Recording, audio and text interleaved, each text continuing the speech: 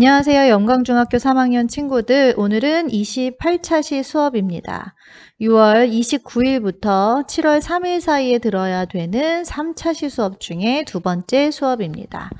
자, 지난 시간에 1920년대의 국내의 항일 민족 운동에 대해서 살펴봤고요. 오늘은 1930, 40년대의 당시 민족문화 수호 운동에 대해서 살펴보도록 하겠습니다. 교과서 상으로는 68페이지부터 71페이지에 대한 이제 내용이라고 보시면 됩니다. 자, 1930, 40년대의 일제 통치 방식은 민족을 말살하려고 했던 그러한 통치 방식을 썼던 시기입니다. 당시 일본은 1931년 만주 사변을 시작으로 해서 중일전쟁, 태평양전쟁, 계속해서 전쟁을 거듭했던 그러한 시기였기 때문에 당시 우리의 민족성을 말살해서 우리를 새로운 일본의 그러한 이제 식민으로 만들어서 전쟁에 동원시키려고 했던, 그래서 우리의 것을 모두 다 파괴하려고 했던 정신, 우리의 글, 우리의 역사 이런 것들을 다 파괴하려고 했었던 그러한 시기라고 볼 수 있습니다. 그래서 이러한 이 일제 정책에 대항해서 이 시기에 우리의 민족의 문화를 지키기 위한 어떠한 운동이 이제 펼쳐졌었는지 여러분들은 자세한 내용을 EBS로 배웠어요. 그래서 선생님은 이 시기에 그런 여러 가지 운동 중에 몇 가지 주제를 가지고 좀 수업을 이제 해보려고 합니다. 먼저 EBS의 지식 채널 다시 돌아올 것이다 라고 하는 제목의 영상이 있어서 그거 먼저 보고 선생님 설명하도록 하겠습니다.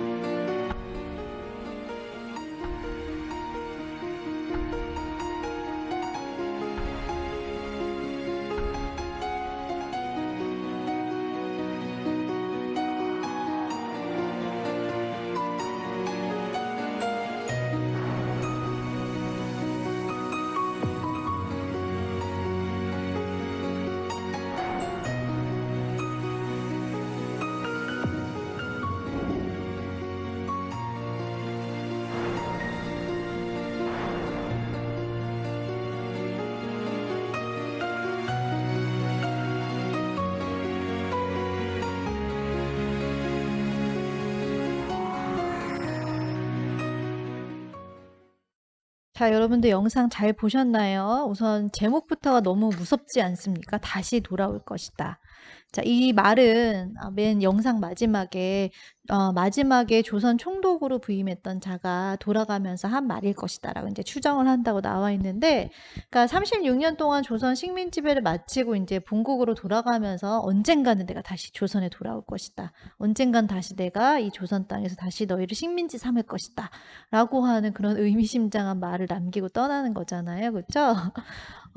자, 이 영상의 가장 핵심 주제 내용은 뭐였냐면 일본의 역사 왜곡이라고 볼 수 있습니다. 지금 오늘 우리의 그 주제가 이제 민족문화 수호 운동이잖아요. 그래서 3, 40년대에 우리의 것을 지키기 위해서 우리의 말을 지키고 우리의 글을 지키고 또 우리의 역사, 우리의 문화를 지켜나가기 위한 여러 가지 노력 중에 이제 역사에 관련된 그런 내용이어서 선생님이 이 영상을 가지고 왔는데요. 옛날에 선생님이 미스터 선샤인의 그 영상을 보여준 적이 있는데 거기서도 그 일본 사람 장군의 그 말이 있었어요. 이제 조선의 정신을 훼손해야 된다. 그것을 훼손하지 않고서는 이 얘네들을 식민지로 삼을 수 없다. 뭐 이제 이런 내용들이 나오고 했었는데 일본이 식민 지배하면서 굉장히 심혈을 기울였던 사업 중에 하나가 바로 이 우리나라 사람이 스스로 우리나라의 역사를 못난 역사, 못난 민족으로 인식하게끔 하는, 그러기 위해서 우리의 역사를 대신 연구하고, 그쵸? 굉장히 오랜 기간 동안 연구해서 조선에 관련된 역사서를 편찬하고 그것들을 이제 사람들한테 가르치는, 그런 것들을 인식시키는 그러한 굉장히 정교한 그러한 노력을 기울였던 것이 이제 일본이었는데요. 옛날에 선생님이 OT 수업을 하면서요, 여러분들한테 우리나라 시대 구분을 설명을 해줬던 적이 있습니다. 기억이 나요? 고대, 뭐 중세, 근세, 근데 보통은 근대지만 우리나라는 독특하게 근대 태동기라고 하는 시대 구분이 있다. 이제 이런 설명을 해줬어요. 그래서 뭐 고대는 삼국시대부터 남북국시대까지, 중세는 고려시대. 근데 좀 특이한 게 근세가 조선 전기까지를 근세라고 보고 조선 후기는 근대 태동기라고 해서 같은 왕조임에도 불구하고 이 두 시기를 나눈다. 그리고 굳이 뒤에는 태동기라고 하는 말을 붙인다라고 설명을 이제 했었습니다. 그 이유는 전기와 후기가 뭐가 굉장히 많이 달라져서 그런 것도 있고, 그다음에 두 번째로 태동기라고 하는 말을 붙이는 이유는 완벽한 근대의 모습은 아니지만 근대와 비슷한 모습들이 하나둘씩 움트기 시작하는 그러한 시기를 강조하는 그러한 시대 구분이다라고 설명을 했습니다. 그 이유는 바로 그 다음에 우리가 어떻게 되기 때문이다. 우리가 이때 식민지를 당하기 때문이다. 그래서 일제 식민지를 당하는 이 기간이 있기 때문에 우리는 그냥 자연스럽게 근대화가 추진되지 못하고 당시 뭔가 끊기는, 중간에 이렇게 단절되는 그런 시기가 등장하게 돼서 근대 태동기. 한마디로 우리는 식민지 이전부터 근대적인 특징이 나타나고 있었다라고 하는 것을 어떻게 보면 조금 강조하는 그러한 시대 구분이다라는 설명을 했었어요. 기억이 안 나죠? 그죠? 자, 선생님 지금 이 얘기를 왜 하냐면요. 일본이 우리나라의 역사를 어떤 식으로 이제 우리에게 왜곡해서 이제 가르쳤냐면, 뭐 여기 영상에도 나오죠. 보편적인 정치적인 대립이었지만 너네는 정말 당쟁이 끊이지 않는 나라였어. 아니면 고조선이나 이 고구려의 역사를 단군 신화로 이렇게 뭐 허구로 만들어 버린다든지, 아니면은 조선의 역사도 당시 이씨, 그러니까 당시 왕조가 이씨였잖아요. 이씨 조선으로 축소해서 만든다든지 하는 등등등이 있었는데, 그다음 또 하나가 뭐냐면, 야, 니네는 우리가 식민지 삼기 전까지는 쭉 발전이 없는 나라였어. 정체된 나라였어. 하지만 우리가 너희를 식민지 삼음으로 인해서 니네가 어떻게 된 거야? 근대화가 된 거야. 그래서 너희는 식민지 이후에 이제 쭉 해서 근대화가 되지만 정체되어 있었어. 발전이 없는 니네는 그런 나라였는데 우리가 너희를 식민지 삼음으로 인해서 우리가 너희의 근대화를 앞당겨줬다. 라는 식으로. 우리가 너희한테 철도도 깔아주고 공장도 만들어주고 학교도 세워줬잖아. 이거 다 그래서 니네가 근대화된 거야. 라는 식으로 당시 우리의 역사를 인식하게끔 한 것. 이것을 당시 식민사학이라고 얘기를 하거든요. 식민역사학, 식민사관 뭐 이런 식으로 얘기를 합니다. 그래서 이러한 일제의 식민사관에 대항해서 이제 우리나라는 뭐라고 주장을 하느냐. 아까 근대태동기와 같은 시대 구분이 있는 것처럼 아니야. 우리는 계속해서 점진적이기는 하지만 쭉 발전을 해오고 있었어. 특히나 우리 조선 후기 근대태동기라고 보는 이 시기는 완벽한 근대의 모습은 아니지만 이미 우리는 근대적인 그런 모습이 이미 움트고 있었어. 싹트고 있었어. 하지만 너희가 우리를 식민지 삼음으로 인해서 우리가 정체되었어. 혹은 후퇴했어. 그리고 나서 다시 우리가 해방 이후에 근대화를 맞게 된 거야. 라는 식의 우리는 역사를 이제 보는 거죠. 그래서 이러한 일제가 우리나라의 역사를 왜곡하는 이러한 식민사학에 대항해서 우리의 사학을 뭐라고 하냐면 민족주의 사학이라고 우리가 부르는 겁니다. 민족주의 사관, 뭐 식민사관 이렇게도 불러요. 그래서 어떠한 식으로 일본이 우리의 역사를 그쵸? 정신을 훼손하려고 했는지 교묘하게 그쵸?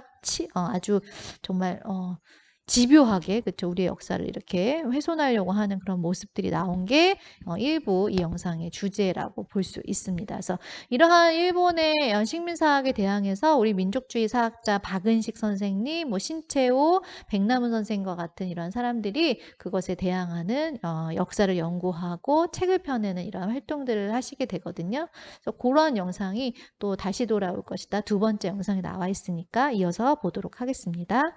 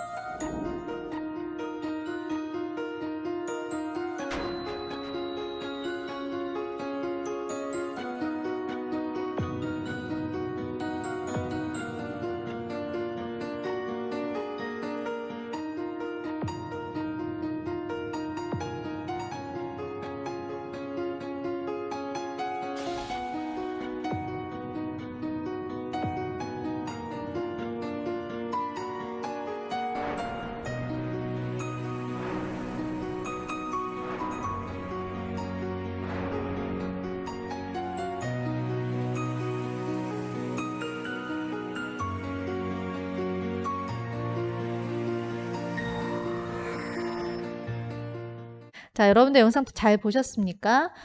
다시 돌아올 것이다라고 하는 제목이 왜 그렇게 붙여졌는지, 그쵸? 여러분도 잘 알 수 있을 거라고 생각을 하는데요.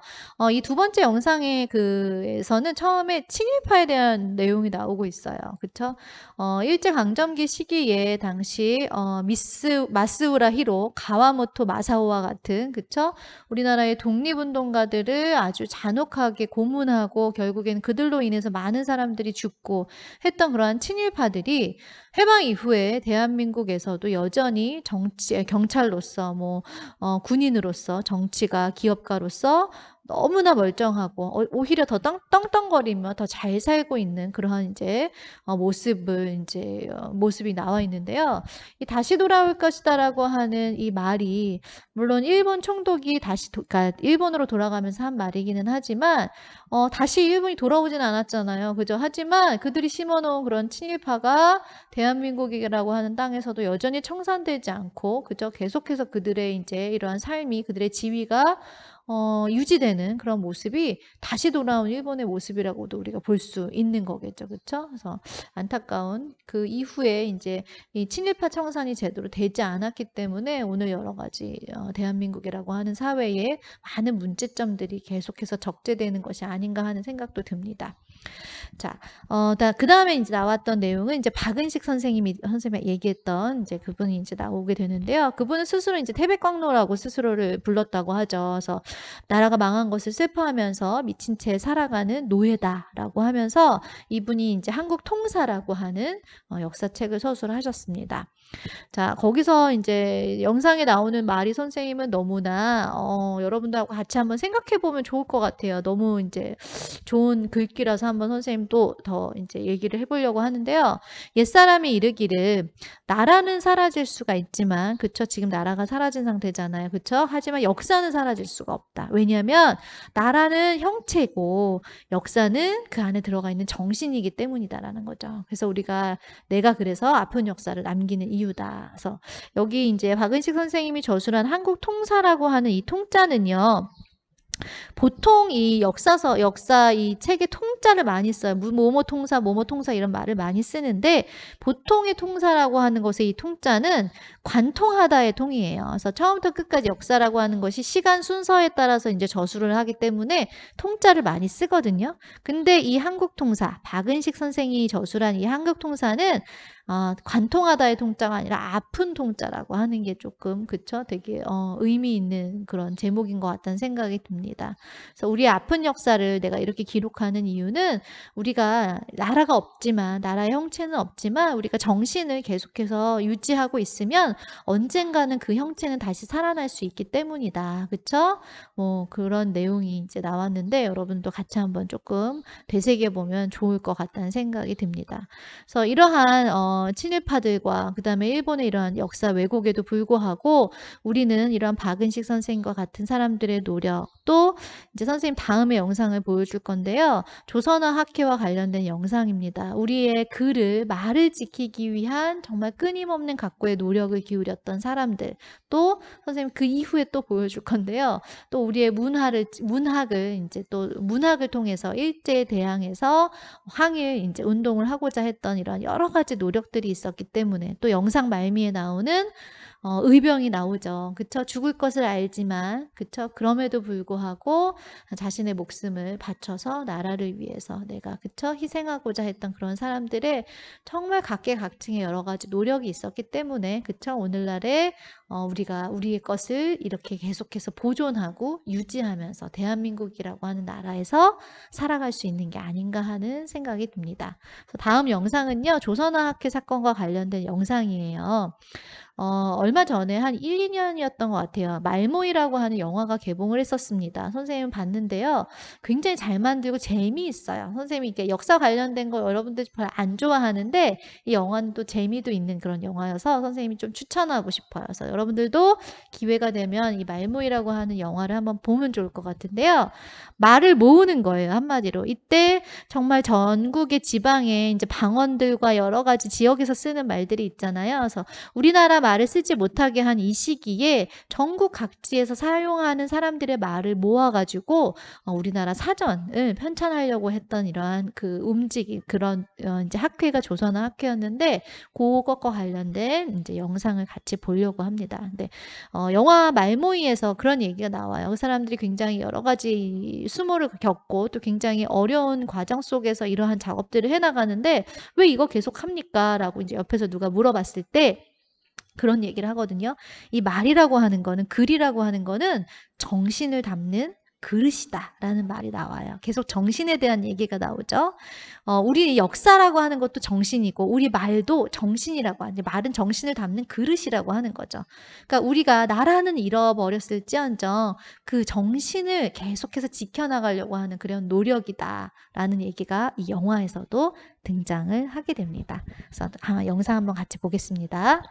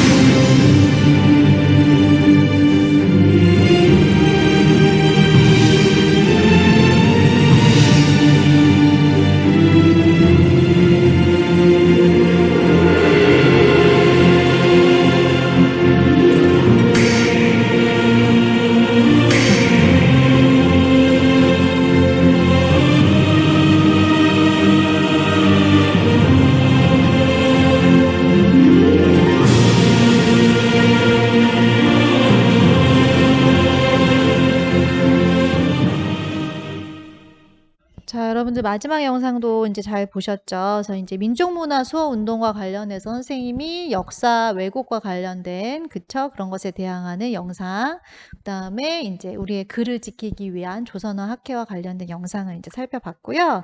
그다음에 이제 마지막으로 민족문화 수호운동의 문학과 예술 활동에 대한 내용이 이제 또 이제 교과서 70페이지와 71페이지에 나와 있습니다. 그래서 요것과 관련해서는 선생님이 윤동 무한도전에도 영상을 하나 여러분들한테 보여주려고 하는데요. 윤동주 시인에 대한 이제 영상입니다. 그래서 무한도전에서 이때 위대한 유산이라고 하는 프로그램에서 한 대여섯 개 정도 되는 주제를 가지고 이제 노래도 만들고 그쵸 강의도 듣고 뭐 이제 이러한 것들을 했잖아요. 근데 그 여러 개의 노래 중에 선생님이 이 노래가 제일 좋더라고요. 그래서 자주 선생님이 즐겨 듣는 그런 음악이 이때 윤동주와 관련된 무한도전에서 이제 방영했었던 노래입니다. 그래서 윤동주와 관련된 내용도 나오고 좋은 노래도 나오고 여러분들 이 선생님 강의 끝나고 추가로 들어야 되는 거 알고 계시죠? 그쵸? 그래서 그거까지 듣고 요번 차시 마치도록 하겠습니다. 다음 시간에는요, EBS 12강 국외의 이제 항일 민족 운동에 대해서 배울 건데요. 선생님이 미리 예고를 할게요. 우리가 이제 2학년 때부터 한국사를 쭉 배웠잖아요. 지금까지 쭉 배우고 있는데, 다음 시간에 배울 국외의 항일 민족 운동 있잖아요. 이 부분이 선생님 생각에는 그래요. 제일 어려워요. 그래서 여러분들 이거를 이제 듣다 보면 머리가 띵 하고 이제 멘붕이 올 수가 있습니다. 하지만 미리 선생님 그래서 얘기하는 거예요. 이렇게 마음을 좀 다잡고 다음 시간 강의는 내가 꼭 기필코 제대로 들으리라 이렇게 굳은 결심을 하고 들어야지만 들을 수 있는 굉장히 복잡하고요. 정말 내용이 어려워요. 이름도 굉장히 비슷하고 또 굉장히 여러 지역에서 이제 다양한 활동들이 이제 동시다발적으로 일어난 것을 배우기 때문에 제일 어려운 부분입니다. 우리 한국사에서 제일 어려운 부분이라고 선생님 생각해요. 그래서 좀 여러분들 힘들겠지만 다음 시간에 EBS 강의를 잘 듣고 그 다음 시간에 선생님과 만나면 좋을 것 같습니다. 자, 오늘도 강의 들어주셔서 감사합니다. 다음 시간에 봅시다.